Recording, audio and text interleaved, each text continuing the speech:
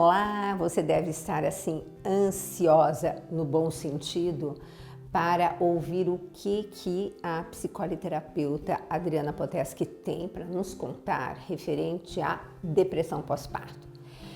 Se falou muito pouco até hoje sobre isso e está muito mais claro atualmente, assim como o síndrome do pânico. Antigamente não sabia-se o que era a síndrome do pânico. A primeira vez que eu ouvi uma amiga dizer que o diagnóstico dela era síndrome do pânico, eu achei um nome tão estranho e hoje todo mundo fala com a maior tranquilidade. Assim como a depressão pós-parto, que veja só, segundo a Fundação Oswaldo Cruz, a Fiocruz, 25% das mulheres sofrem de depressão pós-parto.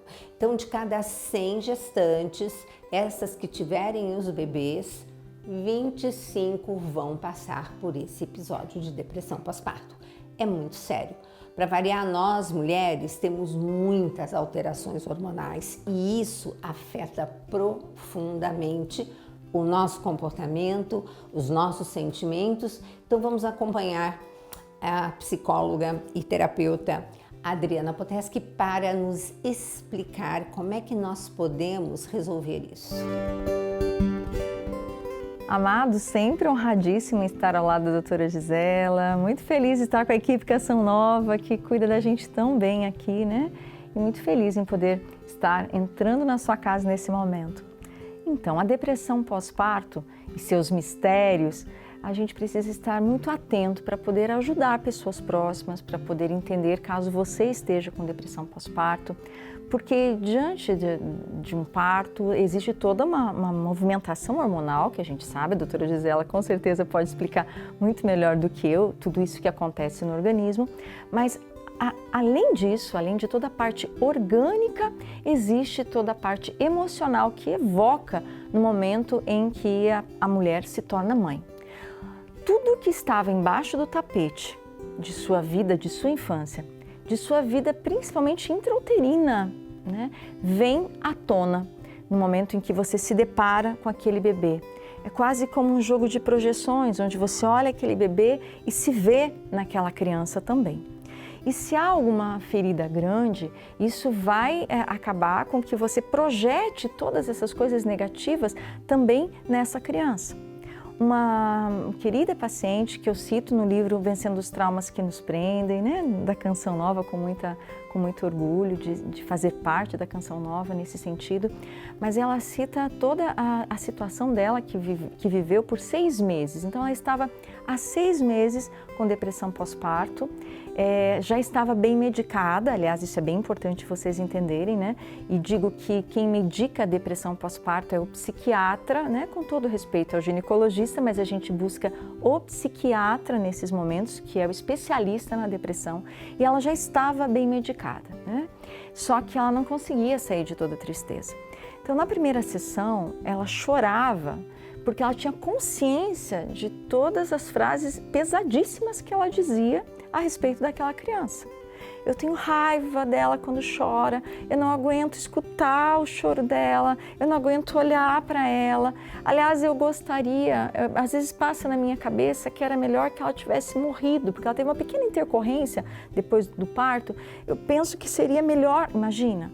Só que essa mãe, essa paciente, ela tinha a noção da gravidade daquelas frases. Então, ela dizia com essa consciência e, ao mesmo tempo, com uma culpa do tamanho do mundo por estar pensando isso da própria criança. Enfim, iniciamos com as técnicas e aí ela foi lembrando de situações que ela também tinha conhecimento, né? E aí ela foi se vendo também dentro da vida intrauterina, diante desses acontecimentos, onde quando ela estava dentro do ventre de sua mãe, essa mãe descobre, quer dizer, o pai morre, o vô morre no caso, de um ataque cardíaco diante de uma situação muito delicada, né? E aí essa mãe sofre, né? Então ali já começa um sofrimento que vem desde a vida intrauterina. Essa mãe ainda estava em luto quando nasce então essa criança. ela vê uma coisa ruim assim dessa mãe, a mãe é velha, a mãe, né, diz coisas muito ruins a respeito de ser mãe, a mãe está sempre cansada. Então até abrindo um parênteses, cuidado, né, quando a gente fica reclamando, né, ai, como criança dá trabalho, ai, porque os nossos filhos estão ouvindo isso. E eu espero que eles sejam bênção na sua vida e não um trabalho, né? Enfim, fomos trazendo as cenas numa sessão. Na próxima sessão ela trouxe, eu acho que a cena mais importante, porque às vezes a pessoa pergunta, né? Mas qual é o momento? Na verdade, são vários momentos que se interligam, aquilo que a gente comentou a respeito de uma neurorede isolada no cérebro, de cenas que se interligam, mas tem sempre aquela que dói mais, né? Que foi, ela era, essa minha paciente então, a mãe, ela estava pequena, com seus 5, 6 anos, na rede balangando lá, né? Balançando o irmãozinho, que era um bebê, né? Estava lá na área, vem para cá, vem para lá, empurrando com o pé na parede. De repente ela faz um impulso muito grande, o que acontece? A rede gira, derruba o bebezinho, derruba ela. A mãe, muito nervosa, vem, né, xingando ela, né, de mongoloide, gritando, etc. Pega o nenê, que obviamente muito assustada, ali com o bebê caído no chão, né? Então, e aí ela empurra, então essa menina, né, a minha paciente criança, empurra com a mão, assim, da varanda e ela cai, machuca, sangra. Sorte que tinha uma vizinha vendo toda a situação, né? Então, quando a mãe foi socorrer o bebê, ela socorreu essa menina, né? Então, o que ela foi entendendo?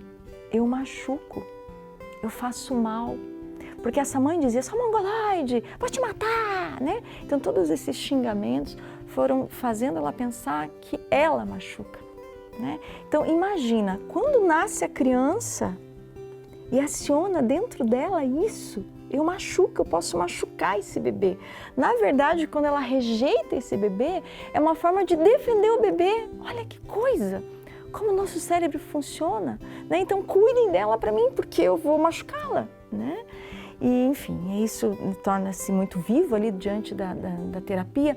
E se vocês lembrarem, né, no programa passado a gente falou que o nosso cérebro bloqueia as cenas positivas. Lembram? Diante de um trauma, áreas do nosso cérebro ficam bloqueadas também, fechando as memórias positivas. E uma das coisas do passo de cura, quando a gente vai acionando esse cérebro ferido, é trazer essas cenas positivas. E foi tão linda a cena de cura dela, né? Lembrem que o detalhe principal era o quê? A mão da mãe no peito dela, empurrando ela, né? Então essa era a marca, aquela coisa que doía para ela, né? No momento em que ela lembrava, trazia tantas emoções, tantos sentimentos, enfim.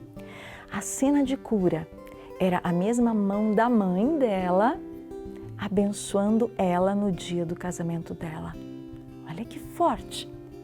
Então, a mesma mão que feriu foi a mesma mão que curou, porque ali então ela dizia assim, agora eu me abro para todas as bênçãos e graças que a minha mãe está desejando para mim nesse momento. Eu sinto e me abro a essas bênçãos e graças. Tá? Então, assim, auxiliem, ajudem, né? Uma pessoa em depressão pós-parto, ela precisa buscar a ajuda de um psicólogo para ver justamente essas coisas que estavam embaixo do tapete, precisa buscar a ajuda de um psiquiatra.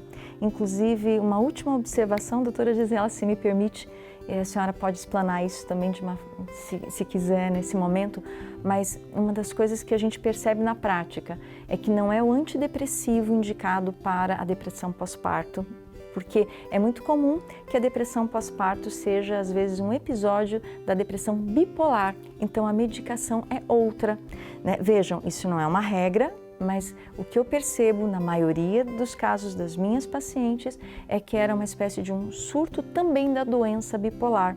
Algumas pessoas que já tinham sido diagnosticadas, que já conheciam em si a doença, mas algumas acontece esse episódio na vida, às vezes o primeiro surto da doença, né? O primeiro indício da doença, da bipolaridade.